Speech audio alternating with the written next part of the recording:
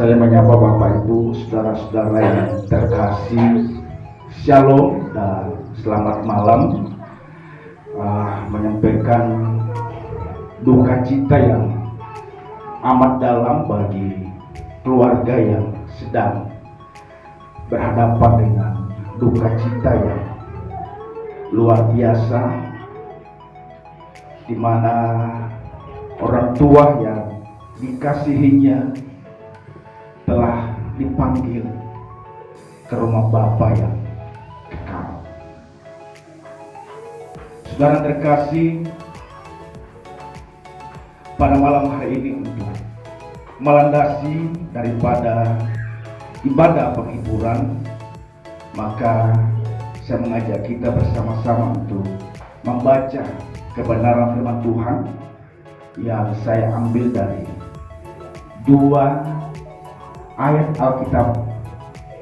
Yang pertama, Ibrani pasal 9 ayat 27. Ibrani pasal 9 ayat 27 dan yang berikut Yohanes pasal 11 ayat 35.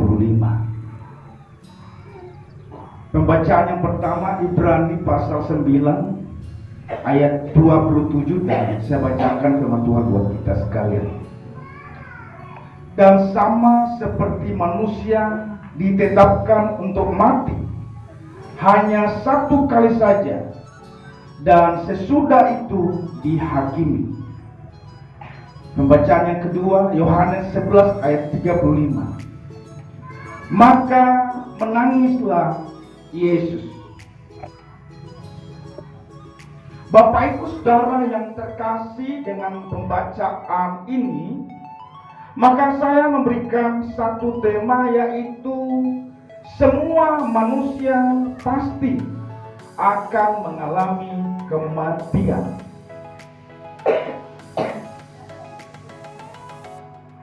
Setiap orang akan menghadapi dan tidak bisa mengelakkan diri dari satu peristiwa yang namanya kematian. Karena kematian adalah bagian yang terjadi secara natural dalam kehidupan manusia. Namun bagi kita yang menaruh percaya kepada Tuhan Yesus Kristus, maka Alkitab berkata dengan tegas bahwa kematian adalah suatu keuntungan dan bukanlah hal yang menakutkan. Itu terdapat di dalam Filipi pasal 1 ayat 21, sebuah pernyataan dari seorang yang bernama Rasul Paulus. Maka dari dua ayat yang kita baca tadi, Bapak Ibu Saudara yang terkasih, maka setidaknya ada dua hal yang akan kita rangkum menjadi poin penting yang sekiranya akan menjadi penghiburan bagi keluarga yang sedang dirundung duka cita atas meninggalnya orang tua yang terkasih, bahkan menjadi satu wejangan bagi kita semua yang masih hidup di muka bumi ini. Maka poin yang pertama berdasarkan pembacaan yang pertama di dalam Ibrani 9 ayat 27, saya rangkum yang pertama ialah bahwa manusia tidak akan mati untuk selama-lamanya. Bahwa ketika Bapak Ibu Saudaraku yang terkasih tiba gilirannya, di mana kita dipanggil Tuhan, menghadap Tuhan dalam kematian, maka janganlah pernah kita berpikir bahwa kematian itu adalah akhir dari segalanya. Tetapi Bapak Ibu Saudaraku yang terkasih, yang sebenarnya adalah bahwa kematian itu adalah awal dari segalanya untuk kita menghadap Tuhan di dalam kekekalan. kematian adalah perpisahan yang sementara antara yang hidup dengan yang mati, saudara. Sebab suatu saat kalau kita tetap setia, maka kita juga akan dipertemukan dengan mereka yang telah mati. Sehingga suatu kenyataan yang kita percayai, Bapak Ibu Saudaraku yang terkasih, bahwa orang yang meninggal di dalam Tuhan, orang yang tetap memegang keyakinannya bahwa Yesus itu adalah Tuhan dan Juru Selamatnya, sampai yang kemudian menutup mata, maka jaminannya ialah kerajaan kekal sampai selama-lamanya. Bukan sesaat, saudara, bukan berapa bulan, bukan berapa tahun, tetapi kekal selama-lamanya sampai kesudahan. Itu jaminannya. Sehingga sekali lagi bahwa kematian bukanlah akhir dari semuanya, tetapi ini adalah awal di mana kita memasuki yang namanya kekekalan itu. Karenanya Bapak Ibu Saudara, penting bagi saya dan saudara ketika kita masih mendapatkan kesempatan hidup di muka bumi ini, maka kesempatan yang ada adalah sebuah rahmat anugerah yang Tuhan beri untuk mempersiapkan kehidupan kita kelak, yaitu kekekalan. Maka saya terlalu percaya bahwa orang tua terkasih, seyakin-yakinnya beliau almarhumah telah ada di dalam pangkuan Bapa Surgawi. Saya selaku pendeta, selaku gembala yang mengembalakan Bapak Ibu Saudara yang terkasih, saya melihat imannya, kesetiaannya beribadah kepada Tuhan. Bahkan Bapak Ibu Saudara yang terkasih, ketika kemudian dia berangkat ke Makassar, kami masih sempat teleponan berdoa. Dan kemudian ketika sampai di Makassar, ternyata orang tua terkasih sakit dan masih di rumah sakit. Dan kesempatan berdoa dalam rasa sakit itu, Bapak Ibu Saudara terkasih, maka kami sebagai hamba Tuhan tidak lepas dari pantauan, memberikan bimbingan sekalipun dari jarak jauh, karena jarak tidak lagi bisa dibatasi oleh pertemuan secara tatap muka, karena sekarang kita punya media sosial, sehingga tak kala orang tua tersebut dalam kondisi yang lemah, maka kami telepon dan berdoa memberikan penguatan terhadap orang tua, bahkan kepada keluarga yang mendampingi. Atau ketika sinyal tidak bagus, maka kami mengirim pesan suara, dan dalam pesan suara itu memberikan bimbingan kepada orang tua terkasih untuk tetap setia dalam situasi yang sangat krusial, situasi yang begitu berat, situasi penyakit yang dialaminya. Dan saudara, saya ingat kurang lebih 10 menit sebelum ia menghembuskan napas terakhir, saya mendapat kesempatan itu untuk bervideo call dengan keluarga dan berdoa. Dan doa yang saya sampaikan pada waktu itu, Bapak Ibu Saudara terkasih, karena melihat situasi orang tua yang sudah sekarat sedemikian rupa, maka saya dengan doa sungguh-sungguh penyerahan kepada Tuhan, apa yang menjadi kehendak dan rencana Tuhan bagi hidupnya. Seketika itu Bapak Ibu Saudara terkasih, ketika selesai video call dan berdoa, tidak lama kemudian dalam hitungan saya 10 menit, orang tua terkasih telah pulang ke rumah Bapa Surgawi. Ini menunjukkan sebuah kesetiaan kita, kesetiaan orang tua terkasih dalam mengiring Tuhan. Tetapi yang menjadi pertanyaannya ialah bahwa apakah kita, saya dan saudara juga akan mengalami kematian yang sama? Saya percaya kematian setiap orang tidak selalu sama. Ada orang yang mati seketika sedang tidur, kemudiannya tidak bangun-bangun lagi. Ada kemudian yang meninggal karena kecelakaan, karena tabrakan dan lain sebagainya. Maka ketika itu terjadi, Bapak Ibu Saudaraku yang terkasih, maka adakah kesempatan bagi kita untuk merenungkan diri, menyadari diri kita sebagai makhluk yang berdosa, dan adakah kesempatan untuk kita mengakuinya bahwa kita adalah berdosa di hadapan Tuhan. Dan saya percaya bahwa giliran panggilan setiap kita menghadap Allah, tidak ada seorang pun yang bisa memprediksi.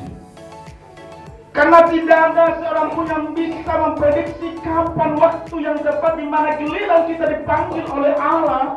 Maka pada hakikatnya menjadi kewajiban saya dan saudara adalah mempersiapkan diri bahwa kelak nanti kita pun akan masuk dalam giliran itu. Dan tentunya sebagai orang-orang percaya, sebagai anak-anak Allah, tanggung jawabnya ialah mempersiapkan diri untuk masuk dalam satu kekekalan tersebut. Maka poin yang pertama bagi saya dan saudara ialah bahwa kehidupan yang Tuhan beri, ada saat di mana kita akan mengalami giliran, kita akan masuk kematian itu. Maka poinnya adalah mari persiapkan diri kita. Yang berikut poin penting di sini bagi keluarga yang berduka cita, bahwa orang tua terkasih sudah ada di tempat yang indah, nyaman. Penderitaan, kesengsaraan saat sakit, percayalah, itu sudah sembuh sempurna.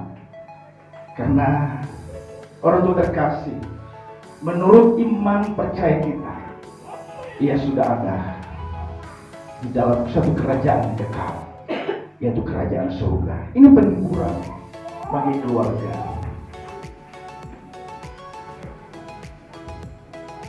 Maka poin yang kedua saya rangkum dari Yohanes pasal 11 ayat 35 yang berkata, maka menangislah Yesus. Kalimat singkat ini Bapak Ibu Saudara yang terkasih, tak kalah Yesus berhadapan dengan Lazarus yang sudah ada dalam kuburan, Bapak Ibu.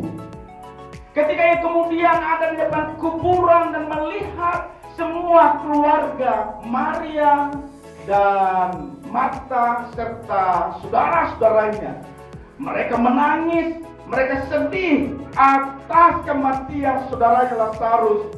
Maka ternyata Raja di atas segala raja, Tuhan di atas segala Tuhan, Alkitab mengatakan, maka menangislah Yesus.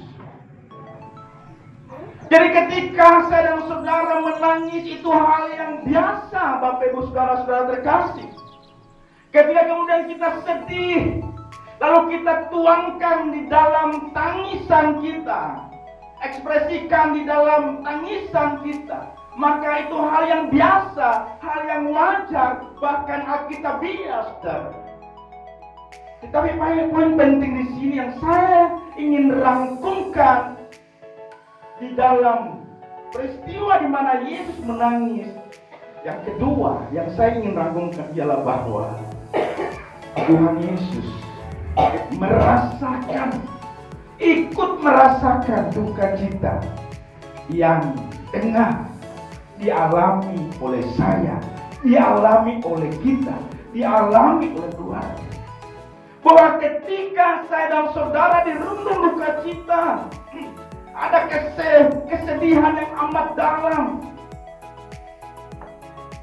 maka percayalah, Yesus pun mengalami dan merasakan duka cita itu. Tidak salah ketika saya berkata bahwa ketika kita menangis di dalam kedukaan itu, maka Yesus pun ikut menangis, Bapak Ibu Saudara yang terkasih. Maka saya percaya di balik duka cita, kesedihan inilah bukti penyertaan Allah. Dia ikut merasakan duka cita itu. Sehingga ketika kita tahu poin penting ini dari pernyataan firman Allah, maka keyakinan kita, pengharapan kita, wah benar, Allah tidak meninggalkan kita dalam situasi yang begitu sulit sekalipun. Bahkan mungkin kita jatuh dalam penderitaan yang biasa saya sebut dalam titik terendah dalam kehidupan kita. Maka kita tahu bahwa kita tidak sendiri. Dia mengerti dan merasakan duka nestapa, penderitaan kita. Kenapa, saudara? Karena dia pernah menjadi manusia sama dengan kita. Ia rasa ketika ia dicubit, ia rasa ketika ia dicaci maki, ia rasa ketika ia ditembak sampai yang mati di atas kayu salib, kemudian dihidupkan dalam suara yang beraung-raung. Dia berkata, Eloi, Eloi lama sabachthani, mengapa engkau meninggalkan aku? Ada rasa kepedihan, ketakutan, saudara. Dia pernah merasakan itu. Maka duka cita yang kita alami, percayalah, ia pun ikut merasakan duka cita itu. Itu bukti penyertaan Bapa sempurna atas kehidupan kita. Sehingga saya mau akhiri dengan satu ayat firman Tuhan berkata begini. Ibrani pasal 4 ayat 15. Sebab imam besar yang kita punya bukanlah imam besar yang tidak dapat turut merasakan kelemahan-kelemahan kita. Sebaliknya sama dengan kita, ia telah dicobai, hanya tidak berbuat dosa. Gambaran Bapa surgawi di dalam diri Yesus Kristus digambarkan sebagai imam besar. Seorang imam besar yang mengerti dan turut merasakan duka cita yang dirasakan oleh manusia sebagai ciptaannya. Ia turut merasakan duka cita itu. Karena itu Bapak Ibu Saudara terkasih,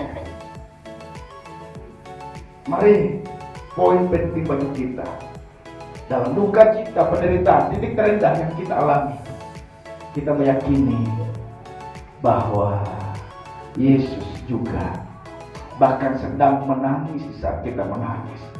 Dia sedih di saat kita sedih. Dia merasakan kedukaan yang kita alami. Kita tidak sendiri. Dia bersama-sama dengan kita. Tuhan Yesus memberkati kita sekalian. Demikian firman Tuhan. Dan saya mengajak kita menaikkan pujian kembali. Kemurahan-Mu lebih daripada hidup. Dengan kasih Kristus saya minta kita untuk bangkit berdiri, merupakan ekspresi kita terhadap firman Allah yang hidup, yang telah datang kepada kita pada malam hari ini.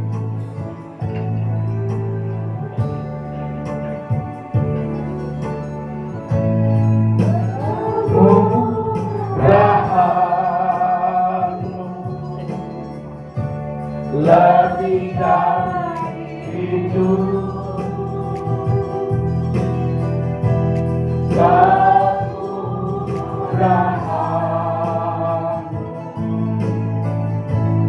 kemurahan